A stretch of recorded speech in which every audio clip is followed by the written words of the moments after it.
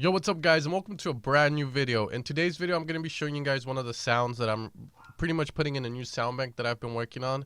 Now, there's two coming out. The one that I'm working on right now that this sound is a part of is going to be Silent Warner Evolution Volume 3.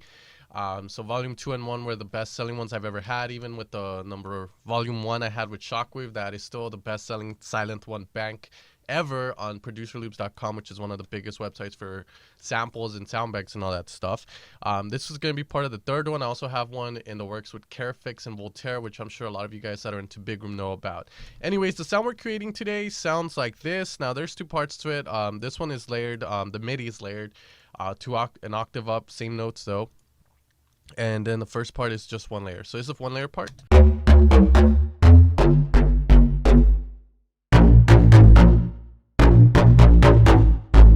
So the second part of the MIDI, when I put the two up, that's when you guys can see that pretty much I copied this MIDI up by one to get that sound. So each one's gonna give you a different take on it, because when you add double, when you play two notes at the same time with some type of distortion, the distortion is a bit more apparent. Like, you can hear it a little bit more just because of more notes playing the same notes just an octave higher. You're gonna have more distortion coming through, especially since it accumulates. But yeah, that's the sound we're going to be working on today, guys. If you guys enjoyed, I'll make sure to put a download link. I'll also put the MIDI, and I'll put it up on the Evil Sounds website. I'll make sure to put a link for that as well. But yeah, guys, let's get started. So just a quick apology if my voice is a little bit raspy. I was dead this past week. I got the flu. It was a sexy virus because I got it. Just kidding. But yeah, I got the flu, guys, and I was dead the whole week. After I made that video on how important processed samples are, that was pretty bad. Now, for some of you guys who were saying about selling out and all that stuff, Somatics did approach me, but I decided to do it because the samples they provided were really high quality, and a lot of the software that I get, guys, it's donated by companies, and the best, the most I can do to them is offer like some sort of promotion. So that's what that video is all about. I really like their stuff though, and as you guys saw, it's very high quality. So if I would have been approached by a shitty company with shitty samples, I probably wouldn't have done it. Anyways, let's get started with the tutorial. I'll make sure to put an annotation or something if you guys want to get started instantly. All right, so the sound is already made, so we're going to talk a little bit about the thoughts behind it and why I went this certain way with it. I also have a module which does this.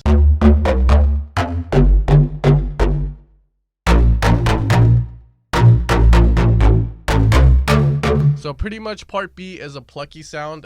If I solo it,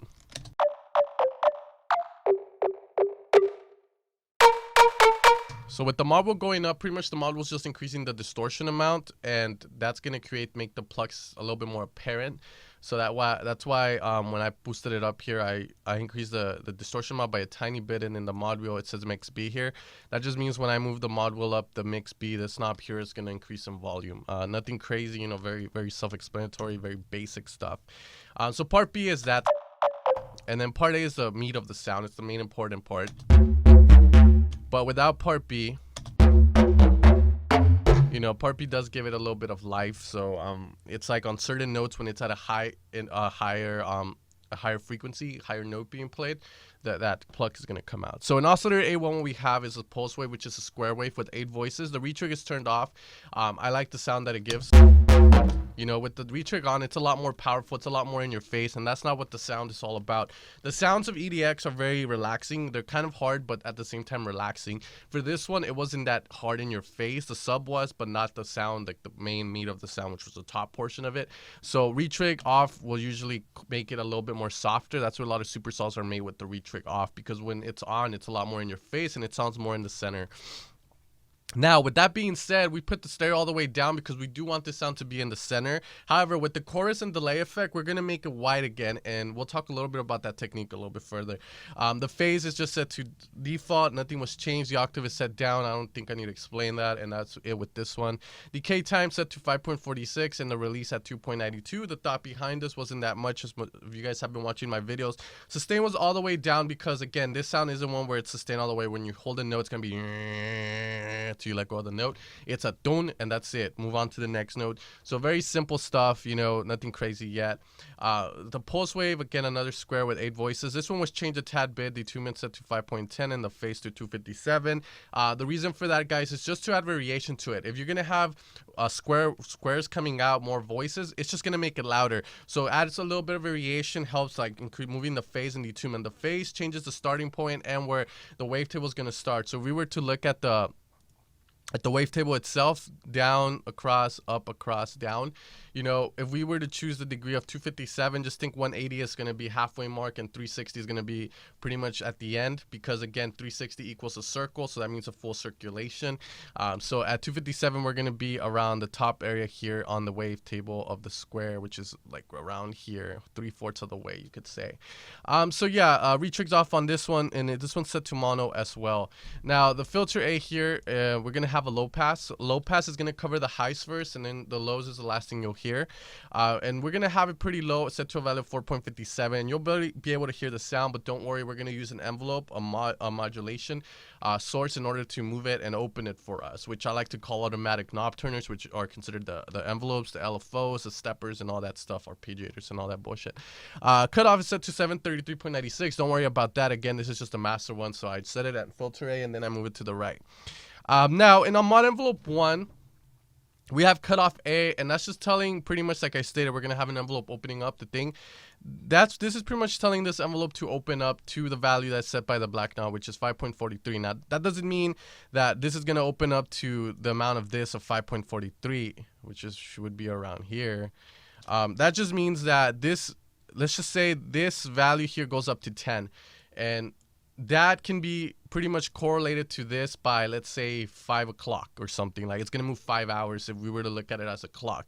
Now I can tell you the you know, the, how would you say this, man? We hear this in physics and chemistry all the time.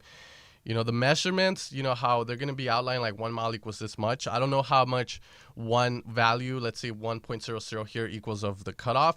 However, just move it to the right, and then after you set your ADSR, and then you'll pretty much get a feel of where it's moving the cutoff. So 5.05, let's say, would be the cutoff moving here. Now, with the attack, decay, sustain, and release here, it's the same as the amp envelope. It's just that I find like a lot of people have a harder time kind of grasping this. Now they can grasp it to the master, but they can't grasp it to a cutoff knob. The best way to explain this, guys, is the attack is going to decide how fast your cutoff is going to move to the value that is set by this. So if we have it at 4.85, let's say that means this is going to go here. If the attack is at 0, like we have it here, it's going to be an instant boom straight to that value. Decay time is going to decide how long it goes down to the sustain level. So if our sustain level is at 0, that means the value is going to go back to its original position. Now, it doesn't mean it's going to go to a value of 0. It just means the original position, because that's how much was changed. You want to look at this as increments of change, not increments of, oh, this is where it's supposed to be. So that's going to go back to the value that we had it on, let's say 9 o'clock. And then the release is going to decide after it goes and the decay happens and it goes to the sustain. The release, if there was any sort of sustain up here, the release is going to decide how long. Let's say the sustain was here, and after the decay time, it goes down to here. Now, the cutoff needs to go back to the original value, and the release is going to decide how long it takes for it to go there. So if we have a high release, let's say it'll take like 1 second, it'll probably go like this. If it'll take like instant, boom, just like that. So we do have a little bit of release, but no sustain, so that release isn't really going to matter much. All right, so once we have that, you know, 4.85, all that settled, you know, we're going to go to part B. Now, the sound itself should sound like, not like this, but if I take off all the effects, it should sound somewhat like this. You know, it sounds very, almost there, but it's missing that extra spark that we're going to be adding. So let me add the effects back up, and then by the end of this, it should sound like this. You know, as you can see, guys, we made it mono, but it's still going to have that stereo feeling to it, and we're going to add it. All right, so now in part B, this one's fairly easy. It's just a sine wave with 8 voices. Retrig is on because this one's more in your face. It should sound like this. 2 octaves up. The face is set to 293. That's just me personally liking that face selected area more than the other ones, because it's at the bottom part of the sign, so it's not that hard compared to and it's at the top of the sign. So that's my feeling for that. The retrig's on. volume all the way up, and that's pretty much it there. A little bit of decay time, 2.87. Again, you know, we're just correlating this from the cutoff now to the master volume. So pretty much attack is going to decide the max volume. It's going to go instantly to the max volume. The decay time is going to decide how long it takes to go down to sustain level. So since the decay time is so low, it's going to be and it's instantly going to go down to 0 since there's no release. Now in part B, we're treating part B as a layer. Now this is a little bit of the not like Axel would say professor shit, just because a lot of people when they do sound design, especially in Silent One, a lot of people you know, and I hate saying this about Silent One because their company, I sort of fucking God, hates me. They reported another video of mine, so now I have another copyright strike. But you know, the high pass is being used as a filter, but Silent One has more capabilities than a lot of people think, especially when you use part B as a layer. It helps a lot, especially, you know, since we can kind of separate these two, especially when it comes to modulation. And that what I mean by that is the envelopes and the LFOs. And the only thing that's missing is being able to have effects on part 1 other than part B, part A, and B being separated in terms of effects. All right, so with that being said, the high pass is going to do to shape the sound of the pluck. So you can see there. So we're going to put this at a value of 12.92, 12.99, sorry. No resonance, no drive, everything by default, and we should be done there.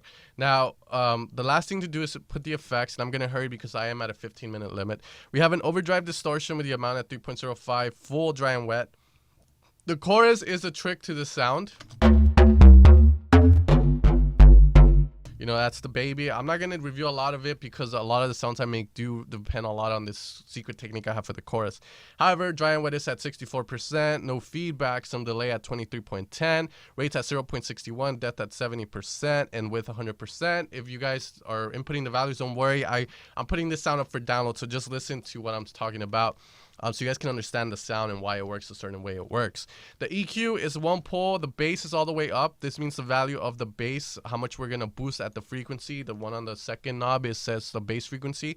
525, trebles at 15, again, all the way up at the frequency of 15.32. It's going to get that chorus effect to pump out of the speakers. We're going to have delay time, and I like to do this 25%. Delay time to the left, 116. Delay time to the right, 132. They're off by like 1 increment. Little bit of a high cut, and that's it. We want the width and the spread all the way at 100. That's how we're going to get that stereo feel. Without it, it's really going to sound mono-ish, but in the chorus, we also want the width up all the way. Reverb is set to 34%, and then the size is 2.79 and whatnot. Compression, blah, blah. Now, the mixer, we have the mix A at 7.59, mix B at 3.16, because the Pluck's going to be more heard at lower volumes. We don't really want to boost it because then it'll sound like this. You know, it's going to really pop out. Even though it didn't really pop out there, I think I went too high on the cutoff. There you go. See, it's too high. You just want it to be heard in the background. And the main volume, I just put it up. You can put it up to tape. If you don't like to clip in Silent One, you can move it down by all means, and that's all totally up to you. Now, the mod wheel is routed to the distortion amount and to the mix B. Now, it's up to you if you guys want to do it. The amount is 0.38, and mix B is all the way up, so the boost to the mix B is going to boost it up all the way, so it's not going all the way up here. Anyways, guys, sorry if I'm in a hurry because I do have that 15-minute limit, and I just reminded myself while I was making the video. But if you guys have any questions, make sure to leave it in the comments below. I'll put up the download for this. Make sure to hit like, subscribe, leave a comment. Stop hating on my previous video. I love you all, even though you guys did that, some of you. And I'll see you guys next time.